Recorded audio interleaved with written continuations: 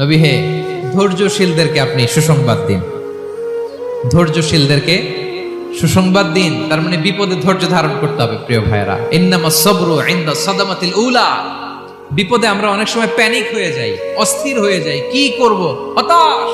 না, মুমিনরা হতাশ হয় না, ধৈর্য ধারণ করে। কি করে? কি করে?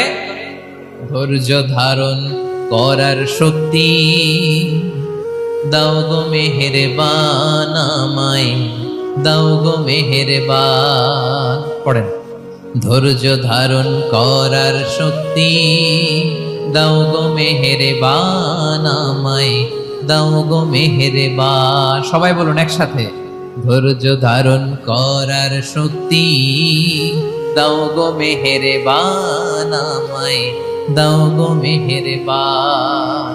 বুকের ভেতর ব্যথার নদী বইছে অবিরা, বইছে বইছে অবিরা। পড়ুন, ধৈর্য ধারণ করার শক্তি দাও গো মেহেরবান আমায়, দাও গো মেহেরবান। পড়েন আমিন। আল্লাহ যেন বিপদে আমাদেরকে ধৈর্য ধারণ করার তৌফিক দান করে।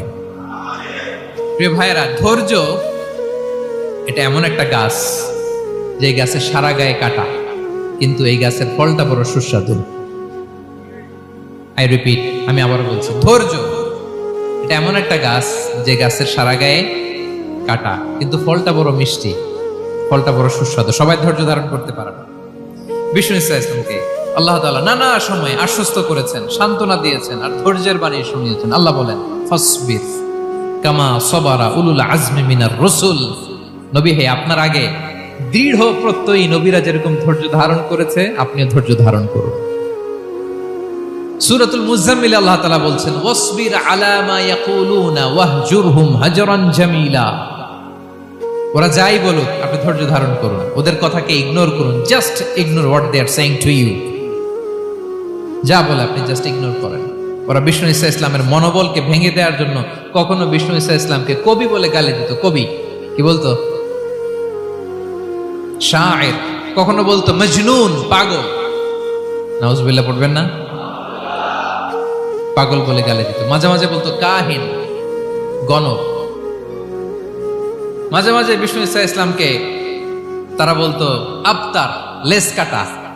মুহাম্মদ, তোমার ছেলে নাই, তোমার বংশ নির্বংশ হয়ে গেছে, তোমার নাম নেয়ার মতো কেউ নাই। আহা, কপাল পোড়া। গোটা বিশ্বব্যাপী বিষ্ণু ঈসা ইসলামের সুনাম সুখ্যাতি ছড়িয়ে দিয়েছে কে?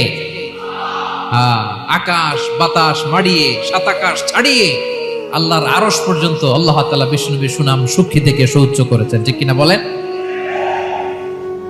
ইগনোর করুন। আপনাকে কবি বলে, গণক বলে, আপনাকে পাগল বলে, আপনাকে লেসকাটা বলে, জাস্ট ইগনোর দেন।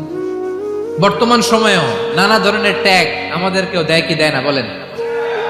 দেয়। আমাদেরকে কি বলে? মৌলবাদী বলে, বলে বলে ওই যে রাজাকার বলে। রাজাকার রাজাকার খেলার দিন শেষ। মন মতো হইলে মুক্তিযোদ্ধা, মন মতো না হইলে রাজাকার, এই দিন শেষ। ওই দিন আর নাই। এই কার্ড দিয়ে আর খেলার দিন নাই। এগুলো মানুষ আর খায় না এখন, এগুলো গিলে না আর। সাধারণ মানুষ বড্ড সচেতন।